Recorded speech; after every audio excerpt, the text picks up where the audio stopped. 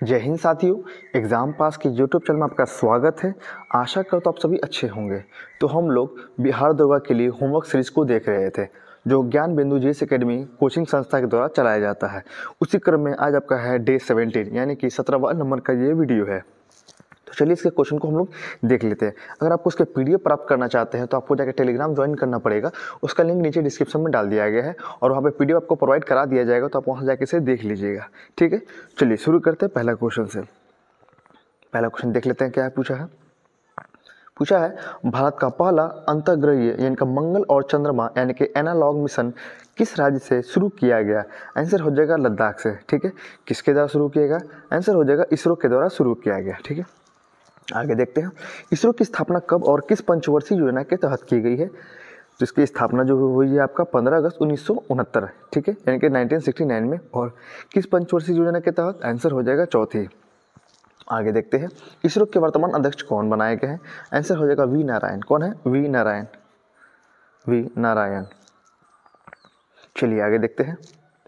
Question number 2 है Polaris don mission के संबंध में गलत कथन को छांटिए। तो पहला और दूसरा आपके सही है, तीसरा वाला आपका गलत है। ठीक है, पहला और दूसरा को देख लीजिए। यह दुनिया का पहला निजी अंतरिक्ष मिशन था, सही है। इसे 10 सितंबर 2024 को लॉन्च किया गया था, ये भी सही है। और इस मिशन में 5 नहीं होगा, यहाँ पे 4 होगा, इस कारण से ये कथन आपका गलत हो गया। इस मिशन में 4 अंतरिक्ष यात्रियों ने पहली बार अंतरिक्ष में स्पेस वॉक किया। ठीक है, चलिए आगे देखते हैं भारत का पहला मानव युक्त यान यानी कि गगनयान मिशन को इसरो द्वारा कब लॉन्च किया जाएगा। 2026 में। इसका डेट पहले था 2023, अब हो गया 24, अब हो गया 25 और अब हो गया 26, यानी कि डेट इसका लगातार बढ़ते जा रहा है।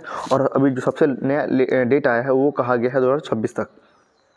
आगे है मिशन चंद्रयान 4 कब लॉन्च किया जाएगा। आंसर हो जाएगा 2028 में। अंतरिक्ष में भारतीय अंतरिक्ष स्टेशन की स्थापना का लक्ष्य कब तक रखा गया है। आंसर हो जाएगा 2035 तक। कब रखा गया है? 2035 तक। आगे है किस देश के वैज्ञानिक ने धरती के एक और चांद की खोज की है जिसे यानी कि मिनी मून कहा गया है। आंसर हो जाएगा इसकी खोज किसने की? अमेरिका ने। मिनी मून की खोज किस अंतरिक्ष संगठन द्वारा की गई है। आंसर हो जाएगा नासा के द्वारा मिलकर। अमेरिका ने खोज किया, किसके साथ मिलकर? नासा के द्वारा मिलकर। और नासा की स्थापना कब हुई? तो 1958 में इसकी स्थापना की गई है। आगे है क्वेश्चन नंबर 5 है 3D प्रिंटेड इंजन द्वारा संचालित दुनिया का पहला रॉकेट कौन सा है। आंसर हो जाएगा अग्निबाण। क्या नाम है इसका? अग्निबाण। आगे देखते हैं क्वेश्चन नंबर आपका इसी में 3D प्रिंटेड संचालित रॉकेट को कहां से और किस अंतरिक्ष एजेंसी द्वारा लॉन्च किया गया है। तो इसका आंसर हो जाएगा आपका कहां से? तो श्रीहरिकोटा से। और किस अंतरिक्ष एजेंसी के द्वारा? तो आंसर हो जाएगा रॉसकॉस्मोस। ठीक है, यहाँ पर हो जाएगा रॉसकॉस्मोस के द्वारा। ठीक है, रसिया वाला। आगे क्वेश्चन नंबर 6 इसरो द्वारा मलबा मुक्त यानी कि मलबा मुक्त अंतरिक्ष मिशन का लक्ष्य कब तक रखा गया है। आंसर हो जाएगा 2030 तक। कब रखा गया है? 2030 तक। आगे है मिशन शुक्रयान कब तक भेजने का लक्ष्य रखा गया है। आंसर हो जाएगा 2025 तक इसको भेजने का लक्ष्य रखा गया है। चलिए आगे देखते हैं क्वेश्चन नंबर 7 चंद्रमा की सतह पर पानी के अणुओं की खोज करने वाला पहला भारतीय मिशन कौन सा था। आंसर हो जाएगा चंद्रयान प्रथम। कौन सा था? चंद्रयान प्रथम। आगे है चंद्रयान 1 जिस बिंदु पर उतरा उसका नाम क्या था। आंसर हो जाएगा जवाहर पॉइंट। चंद्रयान 2 जिस बिंदु पर उतरा उसका नाम क्या था। आंसर हो जाएगा तिरंगा पॉइंट। और चंद्रयान 3 जिस बिंदु पर उतरा उसका क्या नाम था। आंसर हो जाएगा शिव शक्ति। आगे देखते हैं क्वेश्चन नंबर 8 इसरो द्वारा आदित्य L1 मिशन को किस रॉकेट से छोड़ा गया था। आंसर हो जाएगा PSLV C57 से। आगे देखते हैं भारत का पहला सूर्य मिशन कौन सा है। आंसर हो जाएगा आदित्य L1। कौन सा है? आदित्य L1। आगे चलते हैं इसरो का संचार उपग्रह यानी कि GSAT-20 किस रॉकेट द्वारा प्रक्षेपास्त्र किया गया। आंसर हो जाएगा फाल्कन 9 के द्वारा। आगे है हाइड्रोजन परियोजना का संबंध किस स्पेस एजेंसी से है। आंसर हो जाएगा यूरोपीय स्पेस एजेंसी से। आगे है सार्क का पहला शिखर सम्मेलन कब और कहां आयोजित किया गया था। आंसर हो जाएगा 1985 में। कहां से? ढाका से। आगे है अटल सुरंग किस दर्रे में अवस्थित है और यह किन 2 स्थानों को जोड़ती है। ये कहां पे अवस्थित है। आंसर हो जाएगा रोहतांग दर्रा में। और ये किन को जोड़ती है। तो आंसर हो जाएगा लेह को मनाली से। आगे चलते हैं 13 नंबर क्वेश्चन उत्तरी ध्रुव तथा दक्षिणी ध्रुव की खोज क्रमशः किसने किया था। उत्तरी का खोज किया था रॉबर्ट पियरे ने और दक्षिण का किया था अमेंडस ने। ठीक है, आगे चलते हैं, रिंग ऑफ फायर किस महासागर में अवस्थित है? आंसर हो जाएगा प्रशांत महासागर में। कहाँ पे है ये? प्रशांत महासागर में। आगे चलते हैं, भारत के पूर्वी तट पर स्थित भारत का तीसरा परमाणु संयंत्र कौन सा है? आंसर हो जाएगा कल्पक्कम परमाणु। कहाँ पे है ये आपका? तो तमिलनाडु में। आगे चलते हैं, क्वेश्चन आपका 16 की ओर। सिंधु घाटी सभ्यता का दूसरा बड़ा नगर कौन सा था? वर्तमान में ये नगर कहाँ अवस्थित है? दूसरा सबसे बड़ा है आपका राखीगढ़ी, और ये कहाँ है? तो आंसर हो जाएगा हरियाणा में। आगे देखते हैं, मानव मस्तिष्क का कौन सा अंग चलने खड़े होने के लिए संतुलन संबंधी कार्यों का नियंत्रण है? आंसर हो जाएगा सेरेबेलम। आगे देखते हैं, यमुना की सबसे बड़ी सहायक नदी कौन सी है और यह यमुना में कहाँ मिलती है? आंसर हो जाएगा चंबल है इसकी सहायक नदी। कहाँ मिलती है? इटावा में। आगे है, भारत के किस मिट्टी में जल धारण करने की वृहत्तम क्षमता होती है जिसमें इसमें काफ़ी समय तक नमी रहती है? आंसर हो जाएगा काली मिट्टी व चिकनी मिट्टी, दोनों एक ही आंसर होगा। आगे देखते हैं, निम्न में से बागानी फसल के अंतर्गत कौन से फसल सम्मिलित है? आंसर हो जाएगा 1, 2 और 4, यानी कि चाय, कॉफ़ी और रबर। आगे, भारत को कितने एग्रो क्लाइमेट जोन यानी कि कृषि जलवायु क्षेत्र में बांटा गया है?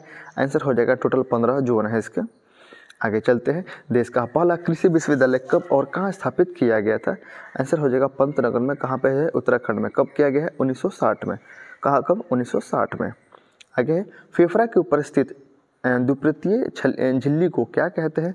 आंसर हो जाएगा प्यूल्यूरा झिल्ली कहते हैं इसे, प्यूल्यूरा झिल्ली। आगे चलते हैं, पूछा है तृष्णा के लिए आमाशय में से जो रस स्रावित होता है उसकी प्रवृत्ति कैसी होती है? आंसर हो जाएगा अम्लीय होती है। आगे, भारतीय धन के बहिर्गमन की ओर लोगों का ध्यान आकर्षण करने की दशा में प्रयास किसने किया था? आंसर हो जाएगा दादा भाई नौरोजी ने। धन निकासी का विरोध करने वाले समाचार पत्रों में सर्वाधिक योगदान किस समाचार पत्र का था? आंसर हो जाएगा अमृत बाजार पत्रिका का।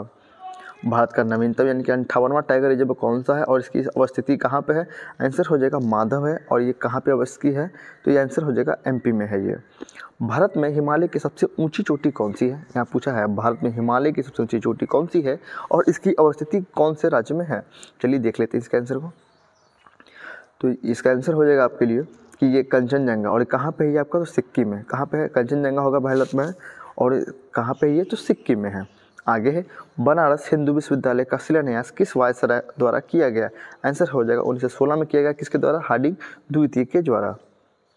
आगे है, देसी भाषा समाचार पत्र अधिनियम कब और किसके द्वारा लागू किया गया था? आंसर हो जाएगा 1878 में। और किसके द्वारा? तो लिटन के द्वारा।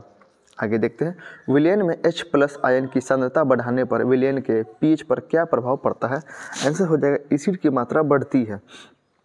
आगे चलते हैं, आयंकर फॉर्मूले के नाम से विख्यात अनुच्छेद संविधान के लिए भाग से संबंधित है? आंसर हो जाएगा भाग 17 से ही संबंधित है।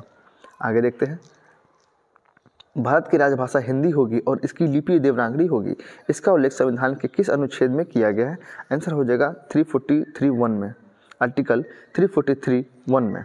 आगे देखते हैं, भारत में स्थानीय स्वशासन की स्थापना कब और किसके द्वारा की गई थी? आंसर हो जाएगा रिपन के द्वारा। कब? तो 1882 में।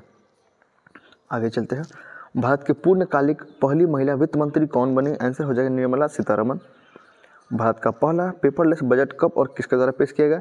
21 में। किसके द्वारा? तो निर्मला सीतारमण के द्वारा।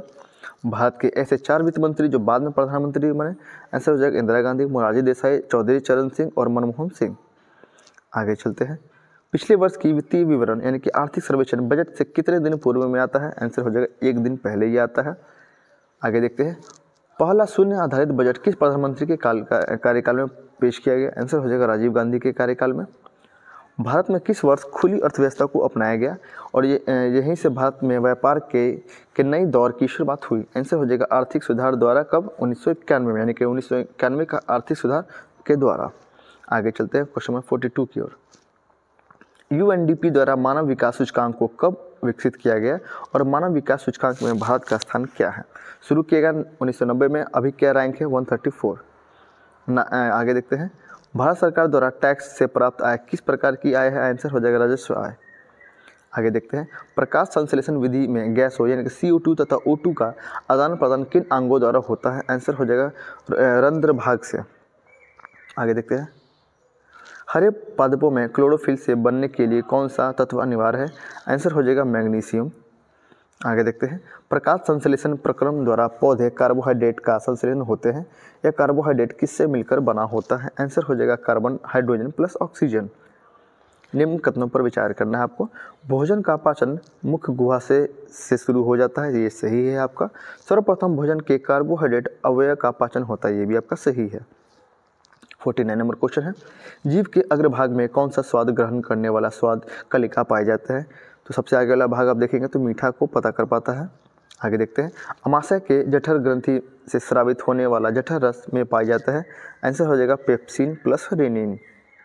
51 है, अमाशय की दीवार तथा जठर ग्रंथियों यानी कि हाइड्रोक्लोरिक अम्ल से अप्रभावित रहते हैं, इसका कारण क्या है?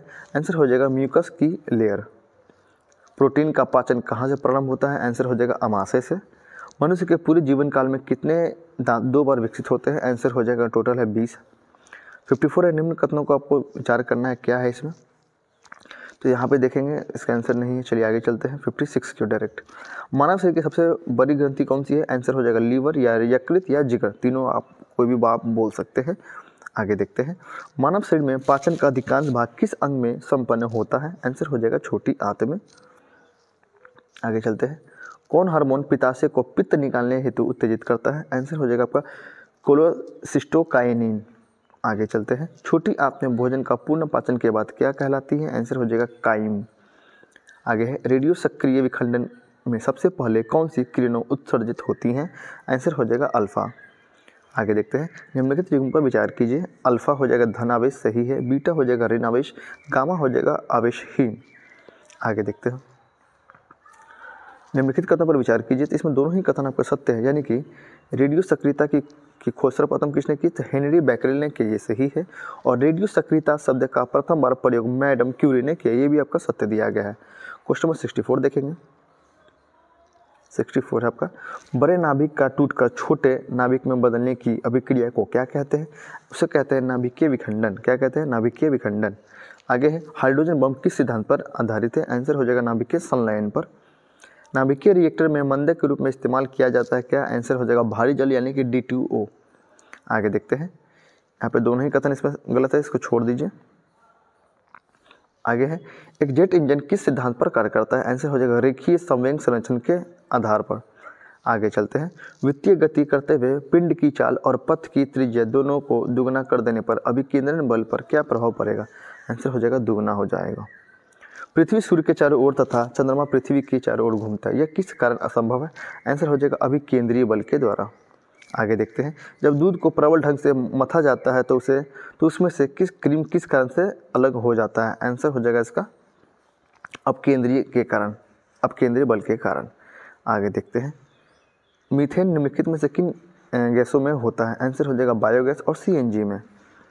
जाइलम और फ्लोएम के संदर्भ में निम्नलिखित कथनों पर विचार कीजिए। यहाँ पे आपका पहला और दूसरा सही है, यानी कि जाइलम पानी और खनिज लवण का संवहन करते हैं, ये आपका सही है। और फ्लोएम पत्तियों से भोजन को पौधे के विभिन्न भागों तक पहुँचाता है, ये भी आपका सही दिया गया है। 74 है, निम्नलिखित में से कौन सी धातुएं खुले वातावरण में रखने पर जलने लगती है? आंसर हो जाएगा सोडियम और पोटासियम। 75 नंबर क्वेश्चन है, निम्नलिखित में से कौन से प्रकाश संश्लेषण की प्रक्रिया के लिए आवश्यक है?